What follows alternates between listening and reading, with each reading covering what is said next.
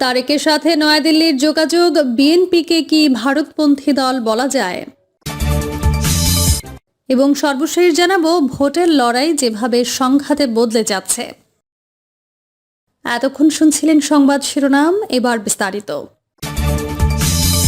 তারেকের সাথে নয়াদিল্লির যোগাযোগ, বিএনপিকে কি ভারতপন্থী দল বলা যায়?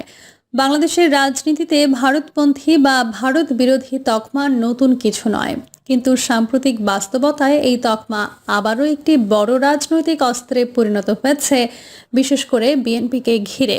প্রশ্ন হলো, বাস্তব নীতি, বক্তব্য ও রাজনৈতিক আচরণের নিরিখে বিএনপিকে আদৌ ভারতপন্থী দল বলা যায় কিনা, নাকি এটি একটি সচেতন রাজনৈতিক নির্মাণ যার লক্ষ্য বিভাজন গভীর করা এবং পুরনো ক্ষমতা কাঠামোকে নতুনভাবে শক্তিশালী করা।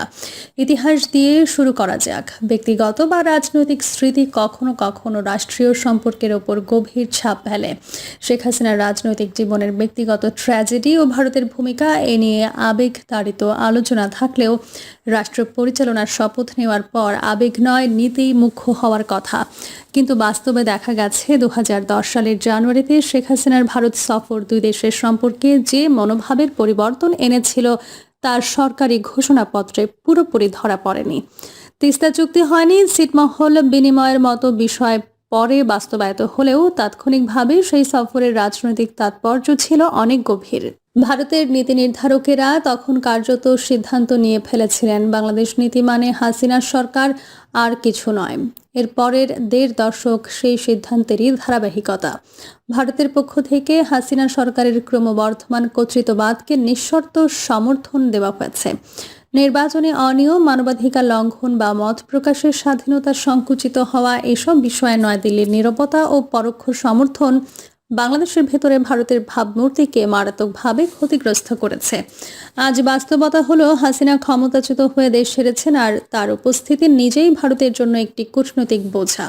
বাংলাদেশের অভিজাত মহল থেকে শুরু করে সাধারণ মানুষের মধ্যেও একটি ধারণা প্রবল, ভারত আর বন্ধু রাষ্ট্রের মতো আচরণ করেনি। এ প্রেক্ষাপটে বিএনপিকে ভারত বিরোধী তকমা দিয়ে রাজনৈতিকভাবে কোণঠাসা করার চেষ্টা শুরু হয়েছে। কিন্তু বাস্তব রাজনীতিতে কোনো বড় দলই অন্য রাষ্ট্রের সঙ্গে সম্পর্ক ছিন্ন করার কথা বলে না। এমনকি জামায়াতে ইসলামের মতো দলও ভারতের সঙ্গে সম্পর্ক স্বাভাবিক করার জন্য আলোচনায় বসে। তাহলে বিএনপির অবস্থান আসলে কি? বিএনপির ভারপ্রাপ্ত চেয়ারম্যান তারেক রহমান স্পষ্ট ভাষায় বলছেন, সবার আগে বাংলাদেশ। তার বক্তব্যে ভারত বিরোধিতা নয়, বরং স্বার্থ কেন্দ্রিক কূটনীতির কথা উঠে আসে। তিস্তার পানির ন্যায্য হিস্সা, সীমান্তে হত্যা বন্ধ, বাংলাদেশের অভ্যন্তরীণ রাজনীতিতে হস্তক্ষেপ না করার দাবি, এসব কোনো অস্বাভাবিক বা উগ্র দাবি নয়। এগুলো একটি সার্বভৌম রাষ্ট্রের ন্যূনতম স্বার্থ রক্ষার ভাষা। তিনি এটাও বলেছেন, ভারত যদি স্বৈরতন্ত্রকে আশ্রয় দিয়ে বাংলাদেশের মানুষের বিরাগ ভাজন হয়, তাহলে রাজনৈতিক নেতৃত্বের মানুষের পাশে থাকা উচিত। এটি জনমতের প্রতি দায়বদ্ধতার কথা, কোনো বিদেশ বিরোধী উন্মাদনা নয়। আন্তর্জাতিক সম্পর্কের ভাষায় বর্তমান বাংলাদেশ ভারত সম্পর্ককে শীতল শান্তি বলা যায়। যুদ্ধ নেই, কূটনৈতিক সম্পর্ক আছে, কিন্তু পারস্পরিক আস্থা নেই। বিএনপির প্রস্তাবিত অবস্থান এই বাস্তবতাকেই স্বীকার করে নেয়। অর্থাৎ আনুষ্ঠানিক যোগাযোগ থাকবে, যৌথ কমিটি ও আমলাতান্ত্রিক বৈঠক চলবে, কিন্তু ভারতের নীতিতে মৌলিক পরিবর্তন না এলে বড় কোনো কৌশল বা অর্থনৈতিক হাইপওয়ালা অগ্রগতি হবে না। এটি আবেগী সিদ্ধান্ত নয়, বরং বাস্তবতার স্বীকৃতি। ভারতীয় অভিজাত মহলের দৃষ্টিতে বাংলাদেশ কখনোই খুব উচ্চ অগ্রাধিকার পায়নি, এই সত্য ইতিহাসই বলে দেয়। রামচন্দ্র গুহর ইন্ডিয়া আফটার গান্ধী বা ডেভিড মালনের ডাজ দ্য এলিফ্যান্ট ড্যান্স, এই গুরুত্বপূর্ণ গ্রন্থগুলোতে বাংলাদেশের উপস্থিতি তুলনামূলকভাবে ক্ষীণ। এর মানে এই নয় যে বাংলাদেশ অপ্রাসঙ্গিক, বরং ভারতের নীতি নির্ধারণে বাংলাদেশকে মূলত নিরাপত্তার চশমায় দেখা হয়েছে। 2000-এর দশকে ভারতের নিরাপত্তা মহলে ধারণা জন্মেছিল যে বাংলাদেশ হয় ভারতের নিরাপত্তা বিরোধী শক্তিকে আশ্রয় দেয়, নয়তো নীরব সমর্থন করে। 2009-এর পর হাসিনা সরকার এলে তারা সেই আশঙ্কা থেকে মুক্তি পায় এবং একচোখা সমর্থনের নীতি গ্রহণ করে। কিন্তু সেই নীতি এখন ভয়াবহভাবে বুমেরাং হয়েছে। বাংলাদেশের সমাজে ভারতের প্রতি যে নেতিবাচক মনোভাব তৈরি হয়েছে তা নজিরবিহীন। পিউ রিসার্চ বা ওআরএফ এর জরিপগুলোতেও দক্ষিণ এশিয়ায় ভারতের প্রতি সবচেয়ে নেতিবাচক মনোভাব বাংলাদেশের মানুষের মধ্যেই দেখা যাচ্ছে। এই বাস্তবতায় বিএনপির অবস্থান জনমতের সঙ্গে সঙ্গতিপূর্ণ কিনা সেটাই আসল প্রশ্ন। ভারতপন্থী না ভারত বিরোধী হওয়া নয়। পানি বন্টনের প্রশ্নে বিএনপির অবস্থান আরও স্পষ্ট। ৫৪টি অভিন্ন নদীর মধ্যে কার্যকর চুক্তি মাত্র একটি ৯৬ সালের গঙ্গা চুক্তি। তিস্তার জন্য বাংলাদেশের প্রয়োজন যেখানে প্রায় ৫,০০০ কিউসেক পানি, সেখানে পাওয়া যায় ১,০০০-এরও কম। পদ্মা পানি চুক্তির মেয়াদও শেষের দিকে। বিএনপি প্রথমবারের মতো প্রকাশ্যে তিস্তা মহাপরিকল্পনা ও গঙ্গা ব্যারাজের কথা বলেছে, যা ভারতের বাধার কারণে আগে কেউ সাহস করে বলেনি। এটি কি ভারত বিরোধিতা নাকি দীর্ঘদিনের বঞ্চনার বিরুদ্ধে নীতিগত অবস্থান? সীমান্ত হত্যার বিষয়েও একই কথা প্রযোজ্য। ২ দশকে সীমান্তে ১,০০০-এর বেশি বাংলাদেশি নিহত হয়েছেন। এটি কার্যত শুট টু কিল নীতির প্রতিফলন, যা আন্তর্জাতিক মানবাধিকার মানদণ্ডের সঙ্গে সাংঘর্ষিক। বিএনপি এখানে নন লেথাল অস্ত্র ব্যবহারের দাবি তুলেছে এবং প্রয়োজনে আন্তর্জাতিক পর্যায়ে বিষয়টি তোলার কথা বলেছে। এটি কোনো রাষ্ট্রবিরোধী উস্কানি নয়, বরং নাগরিকের জীবনের মূল্য দেওয়ার রাজনীতি। অর্থনীতির ক্ষেত্রেও বিএনপির অবস্থান বাস্তববাদী। বাংলাদেশের রপ্তানিতে ভারতের অংশ মাত্র ২-৩%, অথচ বাণিজ্য ঘাটতি $৯ বিলিয়ন বেশি। ট্রানজিট সুবিধা দেওয়া হলেও নেপাল বা ভুটানের সঙ্গে করিডোরের মতো প্রত্যাশিত সুবিধা বাংলাদেশ পায়নি। এই অসম সম্পর্কের সমালোচনা করা কি ভারত বিদ্বেষ নাকি ন্যায্য প্রশ্ন?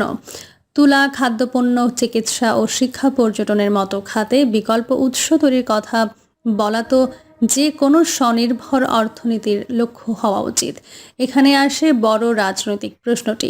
ভারতপন্থী ট্যাগ নিয়ে বিভাজনের রাজনীতি আসলে কাকে লাভবান করে? যারা এখনও সুস্পষ্ট কোনো নীতি দেখাতে পারেনি, বরং ভাঙচুর ও মবের মাধ্যমে অস্থিরতা তৈরি করছে। তাদের রাজনীতি অতীতে ফ্যাসিস্ট শাসনেরই পুনরাবৃত্তি। এই বিভাজন শেষ পর্যন্ত ভারত পতিত ক্ষমতা কাঠামোকে শক্তিশালী করে। বাস্তবতা হলো, ভারত এই দেশে দীর্ঘদিন ধরে একটি নির্দিষ্ট দলকে বিশ্বাস করেছে। সেই বিশ্বাস ভাঙতে সময় লাগবে, কিন্তু তার অর্থ এই নয় যে অন্য সব দল ভারত বিরোধী হয়ে গেছে। বিসমার্কের কথাই এখানে সবচেয়ে প্রাসঙ্গিক। রাষ্ট্রের স্থায়ী বন্ধু বা শত্রু নেই, আছে কেবল স্বার্থ। বিএনপির অবস্থান সেই স্বার্থভিত্তিক বাস্তবতার সঙ্গেই ইঙ্গিত করে। লুক ইস্ট নীতি, সার্ক পুনরুজ্জীবন, পশ্চিমের সঙ্গে সরাসরি যোগাযোগ, এসব উদ্যোগ একক আধিপত্যের বিকল্প তৈরি করতে পারে। সীমান্তে অশান্তি, একতরফা চুক্তি বা নীতিহীন সমর্থন কোনো দেশের জন্যই মঙ্গলজনক নয়। সব মিলিয়ে বলা যায়, বিএনপিকে ভারতপন্থী বা ভারত বিরোধী এই সরলীকৃত তকমায় বোঝা যায় না। দলটির বক্তব্য ও প্রস্তাবনায় আবেগ নয়, বরং স্বার্থকেন্দ্রিক বাস্তববাদী কূটনীতির ছাপ স্পষ্ট। বাংলাদেশ যদি সত্যি একটি আত্মমর্যাদাশীল ও স্বনির্ভর রাষ্ট্র হিসেবে এগোতে চায়, তবে এই ধরনের বাস্তববাদী আলোচনাই প্রয়োজন, ট্যাগের রাজনীতি নয়।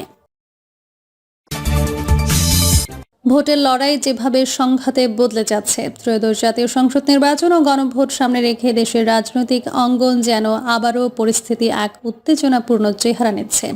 নির্বাচনী প্রচারণার শুরুর আগেই ডিম হামলা, হাতাহাতি, ধাওয়া পাল্টা ধাওয়া, কার্যালয় ভাঙচুর, ব্যানার পোড়ানো, এমন একের পর এক ঘটনার মধ্য দিয়ে প্রশ্ন উঠছে, ভোটের মাঠে কথার লড়াই কি ধীরে ধীরে সংঘাতে রূপ নিচ্ছে? নির্বাচনের সময় রাজনৈতিক উত্তেজনা নতুন নয়, কিন্তু এবারের পরিস্থিতি নিয়ে যে উদ্বেগ তৈরি হয়েছে তার পেছনে রয়েছে একাধিক কারণ। সহিংস ঘটনার বিস্তার, শীর্ষ নেতাদের উস্কানিমূলক বক্তব্য এবং সাধারণ মানুষের মধ্যে আইন শৃঙ্খলা পরিস্থিতি নিয়ে বাড়তে থাকার শঙ্কা। নির্বাচনের আগে রাজনৈতিক সহিংসতার আশঙ্কা করেছিলেন নির্বাচন পর্যবেক্ষক ও বিশ্লেষকরা। সেই আশঙ্কা আরও ঘনীভূত হয় যখন আনুষ্ঠানিক প্রচারণা শুরুর কয়েকদিন আগেই দুর্বৃত্তের গুলিতে ইনকিলাব মঞ্চের আহ্বায়ক ও সম্ভাব্য প্রার্থী শরীফ ওসমান হাদি নিহত হন। এই ঘটনা শুধু একটি হত্যাকাণ্ড হিসেবে নয়, বরং আসন্ন নির্বাচনের নিরাপত্তা ও সহনশীল রাজনৈতিক পরিবেশ নিয়ে বড় প্রশ্নের জন্ম দেয়। এরপর একের পর এক জেলার খবর সেই শঙ্কাকে বাস্তব রূপ দিতে শুরু করে। প্রিয় দর্শক, এই ছিল এখনকার সর্বশেষ সংবাদ। আপডেট সব সংবাদ পেতে চ্যানেলটি সাবস্ক্রাইব করে বেল আইকনটি ক্লিক করে রাখুন।